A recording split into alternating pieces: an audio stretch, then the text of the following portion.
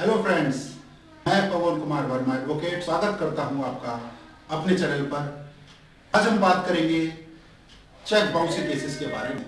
भारतीय अदालतों पर चेक बाउंस का केस लगातार बढ़ते जा रहे हैं और भारतीय अदालतों में इस समय सबसे ज्यादा जो बोझ है वो चेक बाउंस के केसेस का है। आज हम बात करेंगे चेक बाउंस के केसेस के बारे में। यदि आपको अपने व्यवसायिक कारणों से कोई चेक मिला और आपने किसी को उस चेक के रिगार्डिंग कोई भी माल आपने दिया था जिसकी लीगल लायबिलिटी सामने वाली पार्टी की आपके तहत बनती थी, परंतु उस चेक के कैश होने के समय पर चेक बाउंस हो जाता है और आपको आपके लीगल लायबिलिटी के पैसे नहीं मिलते हैं, तो आप क्या करेंगे? भारतीय कानून में निगोशिएबल इंस्ट्रूमेंट एक्ट 1881 में धारा 138 के तहत आपको अधिकार दिया गया है कि आप सामने वाली पार्टी जिसने आपको चेक दिया था और वो चेक बाउंस हो गया है, उसे आप लीगल क्रिमिनल लायबिलिटी के तहत क्रिमिनल केस उस पर कर सकते हैं। अब शुरुआत करते हैं कि इसका प्रोसीजर क्या है। देखिए, जब भी आपका कोई चेक बाउंस हो जाता है और सामने वाली पार्टी आपको उस चेक के एवज में उस लीगल लायबिलिटी के लिए मना कर देती है और वो पैसा आपको नहीं मिलता है, तो आप क्या करेंगे? देखिए, सबसे पहले आपको यह समझना होगा कि चेक बाउंस होने पर आप क्या कर सकते हैं।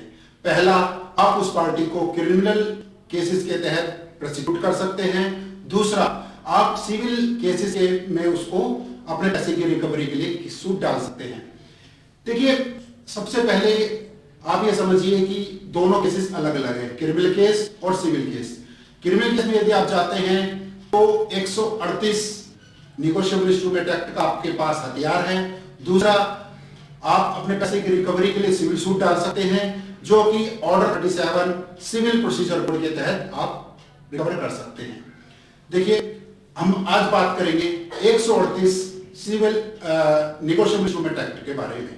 138 सेक्शन जो है निगोशिएबल इंस्ट्रूमेंट एक्ट का कहता है कि यदि आपके पास आपके किसी देनदार ने पैसा दिया है, चेक दिया है और वो चेक बाउंस हो जाता है, तो चेक बाउंस होने के बाद जिस दिन आपको पता चलता है कि आपका चेक बाउंस हो गया, उस तारीख से 30 दिन के अंदर आपको अपने पैसे को लेने के लिए एक लीगल नोटिस इशू करना होता है।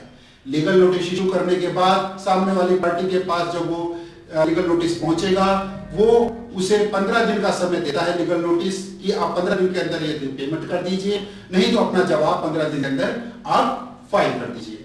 यदि आपको 15 दिन में ना तो नोटिस का कोई जवाब मिलता है, ना ही आपका पैसा मिलता है, तो उस 15 दिन के खत्म होने के बाद आपको धारा 138 अधिकार देता है कि आप अपने पैसे की रिकवरी के लिए एक क्रिमिनल केस सामने वाली पार्टी के ऊपर कर सकते हैं। ये किस दिन कितना समय होता है इसमें? यह समय होता है आपके पास 1 महीना। किस तारीख से? जिस दिन आपके 15 दिन खत्म होते हैं उस लीगल नोटिस के उसको मिलने के। 15 दिन के एक्सपायरी के बाद आप 1 महीने के अंदर उस कोर्ट में जाएंगे जिस कोर्ट के तहत आपकी वो ब्रांच, जो बैंक की ब्रांच है जिसमें आपका चेक बाउंस हुआ है, वो जिस क्षेत्र में है उस क्षेत्राधिकार उस कोर्ट का बनता है जिस क्षेत्र में वो बैंक ब्रांच आती है।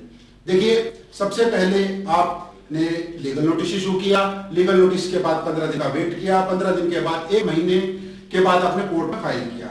अब जैसे ही आपने कोर्ट में केस फाइल किया, आपकी कंप्लेन कोर्ट के समक्ष आई, कोर्ट ने इसको देखते हुए कि ये सभी लीगल कार्यवाहियों को पूरा कर रही है, सभी उस पर खरी उतरती है आपकी कंप्लेन, तो कोर्ट उसमें सामने वाली पार्टी एक्यूज्ड पर्सन के लिए नोटिस इशू कर देती है।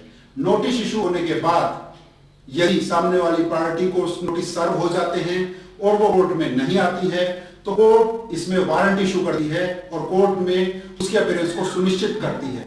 यदि कोर्ट में वो 1 महीने लगातार नहीं आ रहा है और लगातार कार्यवाही पे नहीं पहुंचेगा, तो कोर्ट को राइट है कि उसको पुलिस के तहत वारंट जारी करके वो कोर्ट में उसकी प्रेजेंस को सुनिश्चित करे।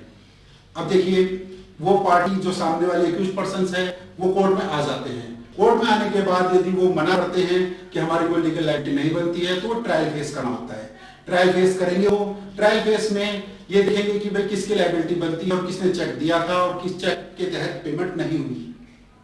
अब बात आती है कि यदि ट्रायल में आप जीत जाते हैं, कंप्लेंट जीत जाता है केस को, और सामने वाली पार्टी है बताने में, ये कोर्ट को कन्विंस करने में असफल हो जाती है कि उसकी लायबिलिटी नहीं बनती थी या चेक उसका गलत तरीके से मिसयूज किया गया है, तो क्या होगा?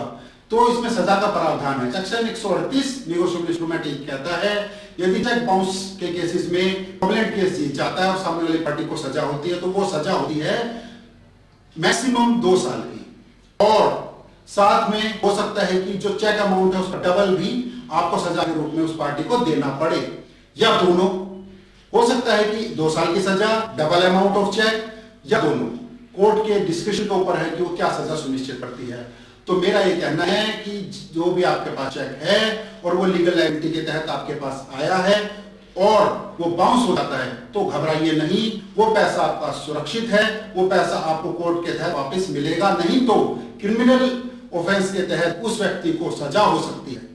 और रही सिविल केसेस के बाद, इसके बारे में हम दूसरे वीडियो में डिस्कस करेंगे। सिविल केसेस में आप अपना पैसा कैसे रिकवर कर सकते हैं, order 37 of civil procedure code क्या कहता है इस बारे में।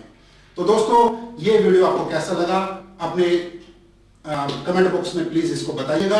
और यदि मेरी किसी प्रकार की आपको सलाह की या मदद की जरूरत है तो अपने कमेंट बॉक्स में, मेरे कमेंट बॉक्स में अपना नंबर ना छोड़ें। मेरा जो डिस्क्रिप्शन बॉक्स में जो मेरा नंबर है उस पर व्हाट्सएप नंबर मेरे पे कॉल करें। आपके हेल्प के लिए मैं हाजिर रहूंगा। पवन कुमार वर्मा, धन्यवाद।